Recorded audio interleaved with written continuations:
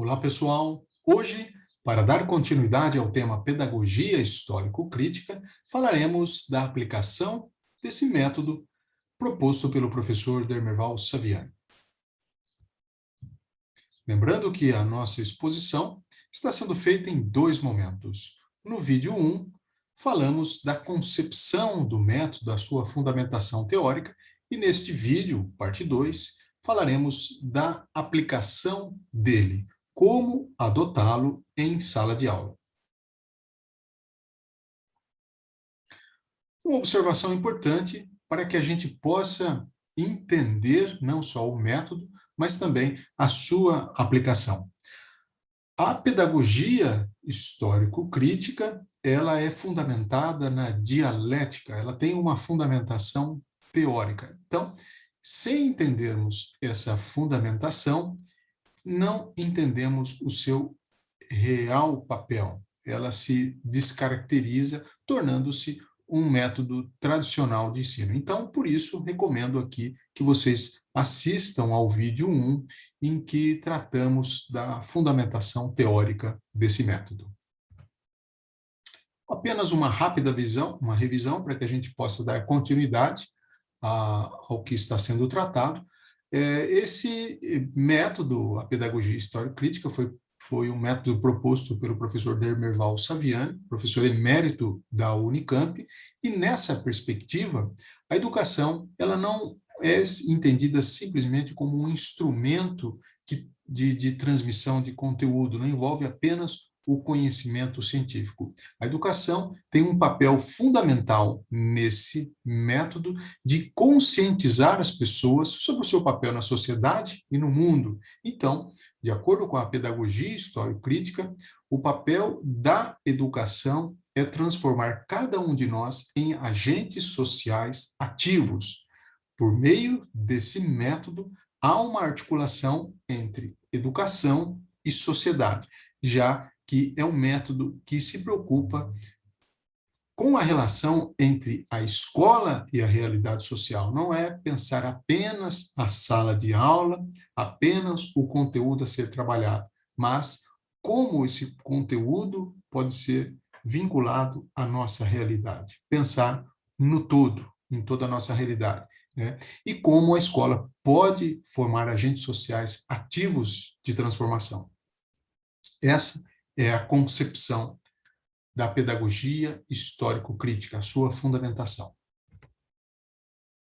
Aqui estão os 5 momentos que são sugeridos por esse método.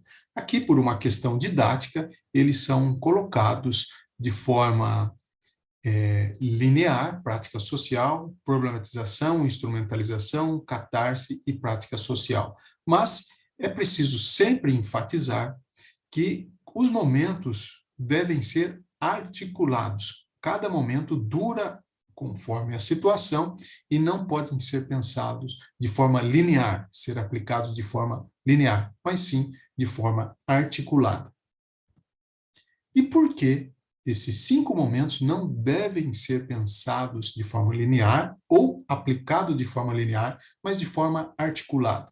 Porque a pedagogia histórico-crítica não é uma fórmula pronta e igual para todas as escolas. Não é aquilo que se chama uma receita universal. A aplicação desse método muda conforme a situação. Então, aqui, o que nós temos não são passos lineares, que devem ser seguidos de forma linear, mas há caminhos, há momentos sugeridos, já que a pedagogia histórico-crítica é uma teoria, um modo de planejar e não simplesmente uma técnica. Então, por uma questão didática, nós aqui apresentamos os 5 momentos, mas não devem ser aplicados como estão dispostos aqui. A forma de aplicação muda conforme a situação. Então, o professor pode partir da instrumentalização ir para a problematização, da problematização chegar a uma catarse, ou da problematização voltar à prática social.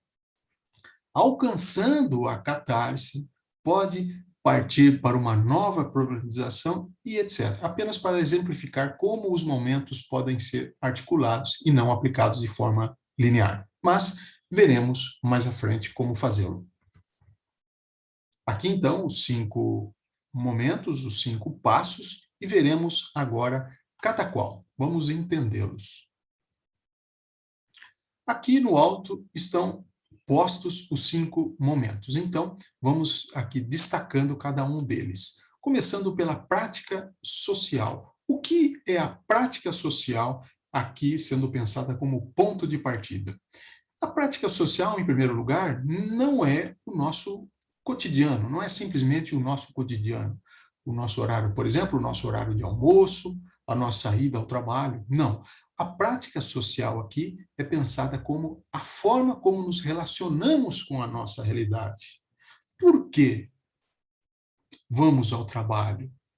Por que esse trabalho existe? Qual é o nosso papel na nossa cidade, na nossa família, no nosso bairro? Por que há essa relação? Então, aqui há o pressuposto, inclusive, de que o aluno precisa do professor e da escola para olhar e entender essa realidade. Aqui, professor e alunos estão em níveis diferentes. Aqui partimos do pressuposto de que o aluno, ele olha para essa realidade, para essa prática social e vê de forma caótica toda essa realidade, precisando aí do professor, por isso que aqui é uma valorização do professor e da escola como instrumentos para entender essa realidade. Um outro momento é a problematização, que é um momento em que podemos identificar os principais problemas postos pela nossa prática social. Que questões precisam ser resolvidas na prática social? Que conhecimentos são necessários para essa solução?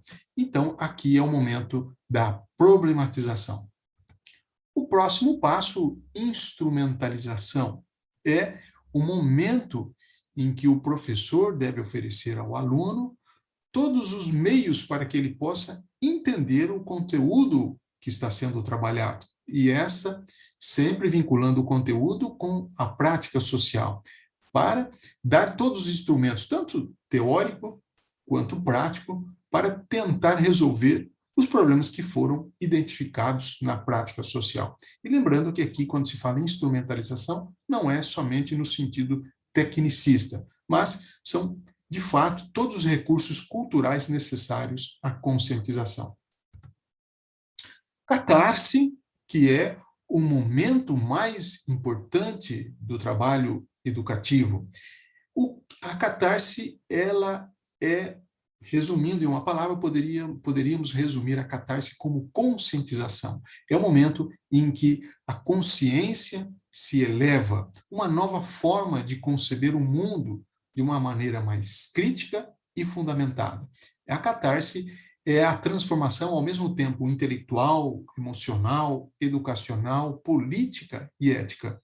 E aqui, tomando apenas 2 exemplos, primeiro tema, exploração do trabalho infantil. A catarse seria um momento em que, de fato, podemos entender o que é o trabalho infantil, quais são as suas consequências, o que é a exploração, ou ainda o tema violência contra a mulher, o que é esse tipo de violência, como nós podemos mudar essa realidade. Então, a catarse é quando, de fato, alcançamos uma conscientização, uma nova forma de entender o tema, de entender o mundo de uma maneira crítica e fundamentada. E essa catarse, ela é, sobretudo, alcançada por toda a instrumentalização oferecida pelo professor. E lembrando também que, já que no processo de ensino-aprendizagem, ensino envolvendo o professor e aprendizagem o aluno, essa catarse, essa conscientização pode se dar tanto nos alunos quanto no próprio professor. O professor, por exemplo, até mesmo no momento em que ele prepara as suas atividades, que ele prepara a aula, isso também pode transformar a sua forma de ver o mundo. Então, a catarse é um momento rico, sublime dentro aí do método, que é o momento da conscientização de fato. E aqui chegamos à prática social, mas não a mesma prática social do início. Aqui é o momento em que há uma nova visão. Aqui a prática social é compreendida de uma maneira mais organizada. Aqui, sim, há condições para agir e transformar a realidade, já que essa prática social não é a mesma lá do início, já que no início nós tínhamos uma realidade caótica e aqui, por meio da fundamentação, da análise, nós temos uma prática social já concebida de uma maneira mais fundamentada, já que o aluno recebeu todos os meios para que ele possa olhar e entender essa realidade. Aqui a prática social já se tornou mais organizada e o aluno alcançou um nível mais elevado em que aluno e professor possuem aí conhecimentos para entender essa realidade. E aqui, mais uma vez, enfatizando os momentos, 5 momentos, que devem ser pensados de forma articulada e não de forma linear, já que a proposta desse método é levar o aluno a olhar o mundo de uma maneira mais organizada e consciente. Então, nós temos a prática social no início e no fim, problematização da realidade, instrumentalização do aluno e a catarse, que é uma conscientização, a elevação da consciência. E, mais uma vez, enfatizando os momentos e enfatizando que esse método não é uma fórmula pronta, igual para todas as escolas, é uma teoria, e a sua aplicação muda conforme a situação. E aqui, mais uma vez, trazendo alguns exemplos, suponhamos que o tema adoção ou não de sementes transgênicas seja trabalhado em sala de aula. Então, com base nesse tema, podemos, aqui o professor pode não partir da prática social ou da problematização, já que ele primeiro precisa entender o que são essas sementes transgênicas. Então, aqui o professor pode partir primeiro da instrumentalização, oferecer aos alunos todos os meios teóricos e práticos para que ele possa entender o que são essas sementes transgênicas. A partir de toda esta instrumentalização, ele pode, aí sim, ir para a problematização. Ou até mesmo, por meio desta instrumentalização, ele pode chegar a uma catarse, a uma conscientização. E chegando a essa conscientização, ele pode fazer uma nova problematização. E diante dessa nova problematização, talvez seja necessário uma nova instrumentalização, novos instrumentos para entender. E aí, podemos, mais uma vez, partir da prática social para fazer outra problematização e vejam como que há sempre uma articulação desses momentos, o mesmo, por exemplo, no caso do uso de agrotóxico na agricultura, né? No caso aqui, o professor também pode partir de uma instrumentalização.